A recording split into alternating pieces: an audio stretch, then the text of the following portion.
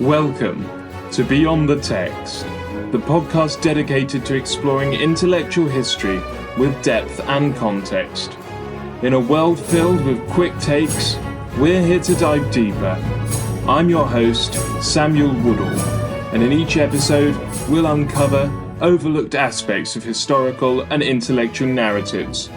Join us as we voyage into the evolution of ideas, tracing the influences that shape them and uncovering their profound impact on the world. So let's embark on this journey together, transcending the confines of words and delving into the essence of thought. Join me as we venture beyond the text to discover the hidden stories that shape our understanding.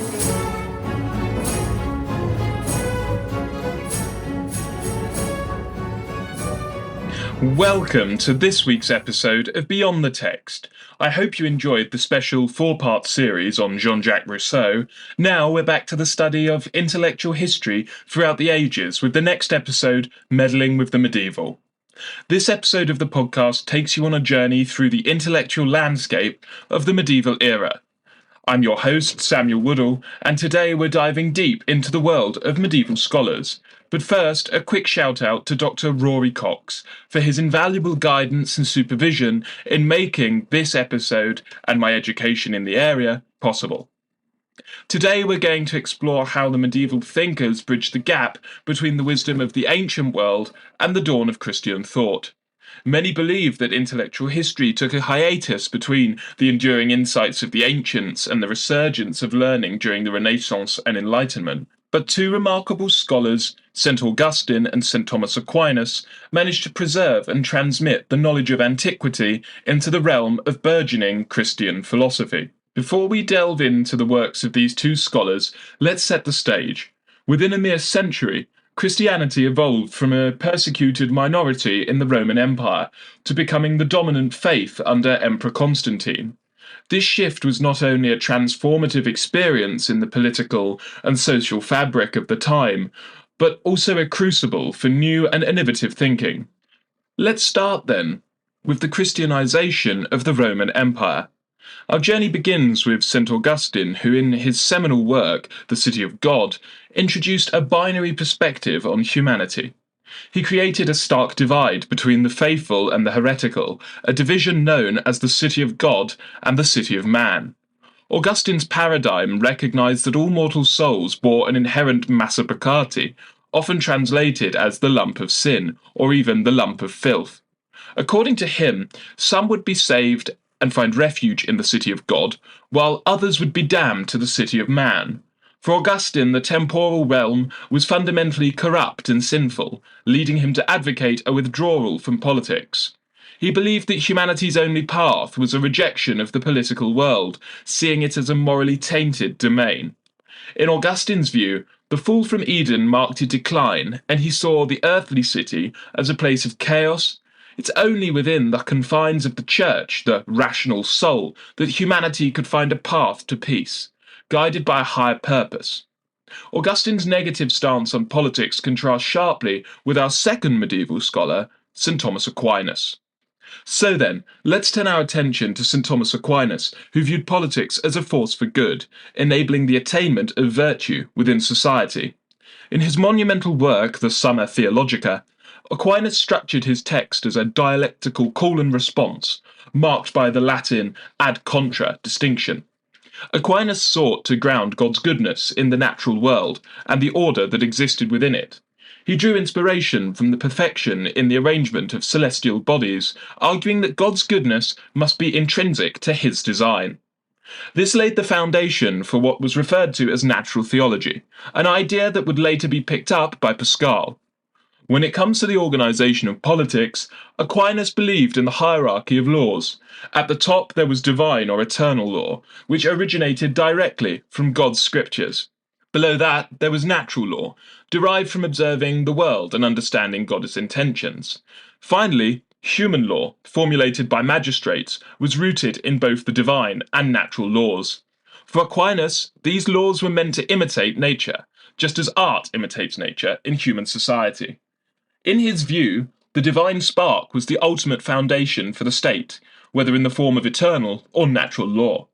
The Aristotelian texts that Aquinas incorporated into his pagan Christian synthesis provided a toolkit for uncovering this divine grounding, rather than prescribing specific ideas or thoughts. As we wrap up this first section of Meddling with the Medieval, we've laid the groundwork for understanding how St. Augustine and St. Thomas Aquinas navigated the delicate intersection of ancient wisdom and Christian doctrine. In the next section, we'll explore whether the medieval period saw an Aristotelian revolution, and then question the meaning of what a revolution itself means in history. Stay tuned for more as we continue our journey through the medieval minds.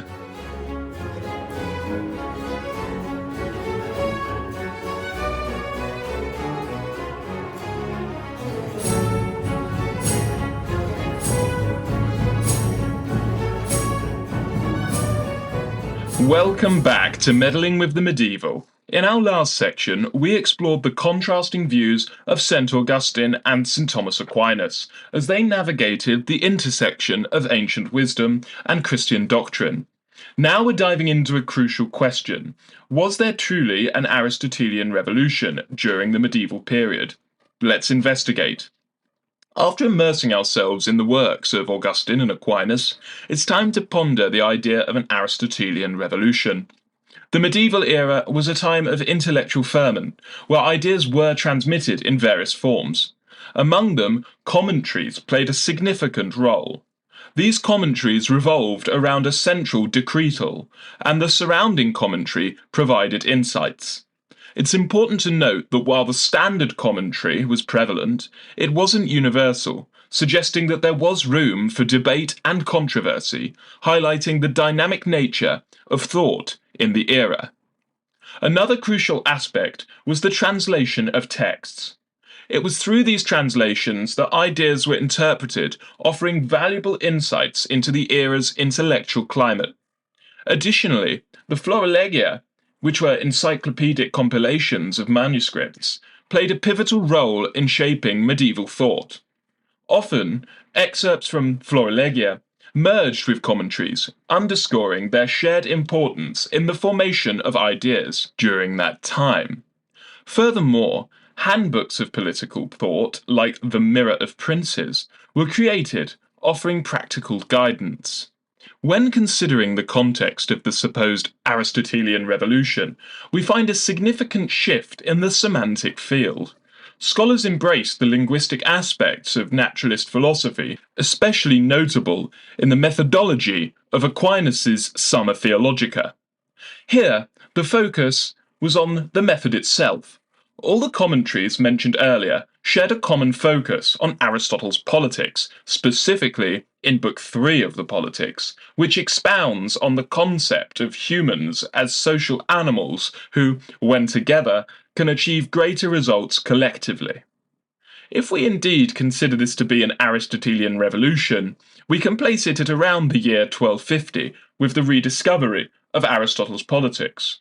This marks a significant epistemological shift, separating the pre-Aristotelian and post-Aristotelian periods. The concept of naturalism, derived from Aristotle's Politics, overtook previous modes of thought. If an Aristotelian revolution exists, it found its catalyst in the resurrection of the Politics. Yet this notion opens the door to more profound questions. What constitutes a revolution of knowledge? Must it be a single static point in time? Or can it be a cultural moment that evolved over time, catalyzed by the naturalism uncovered in the Politics? In this text, Aristotle argues that political rule in the city-state is a natural occurrence. Scholars like Aquinas were then able to use this Aristotelian framework to establish a natural law hierarchy as a foundation for human law in the state, blending pagan ideas with Christian beliefs. Prior to the publication of the Politics, establishing such a holistic grounding for the state was challenging, as there were only fragmentary excerpts from ancient works in various Florilegia. The ability to forge new intellectual paths was further constrained before the mid to late 13th century by the condemnations of 1210 to 1277, which condemned creative writings that deviated from the orthodox faith of Rome. Paradoxically, these condemnations stimulated public reaction, creating a fluctuating opinion on Aristotle, allowing Aquinas and others to critique him without fear. This evolving perspective enabled a shift in moral scholasticism. Another milestone was the birth of modern science in 1277, further solidifying the late 13th century as a time of profound change. What this narrative ultimately reveals is that before 1250, there was indeed a build-up to a revolution in knowledge, with commentaries, translations, and florilegia providing glimpses into ancient thought. However, by 1250 and beyond, there was both a revolution and a counter-revolution revolving around Aristotle and the politics.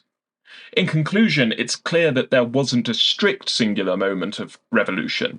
Instead, there was a continuous and evolving process of thought over a more extended period. The medieval era was a time of significant change, punctuated by shifting perspectives and debates, ultimately contributing to the emergence of modern political thought. As we've traversed the medieval intellectual landscape, we've encountered the profound insights of St. Augustine and St. Thomas Aquinas, who bridged ancient wisdom with emerging Christian thought.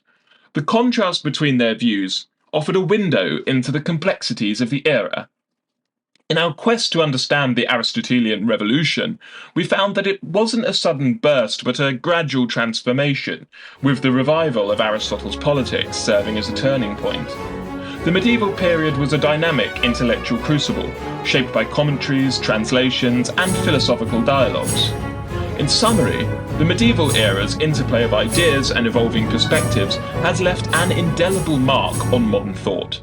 It's a testament to the rich tapestry of intellectual history that continues to influence our world today.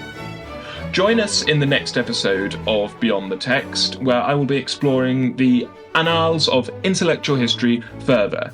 Thank you for listening today, and until next time, keep learning, keep exploring, and keep delving into the threads of ideas that lie beyond the text.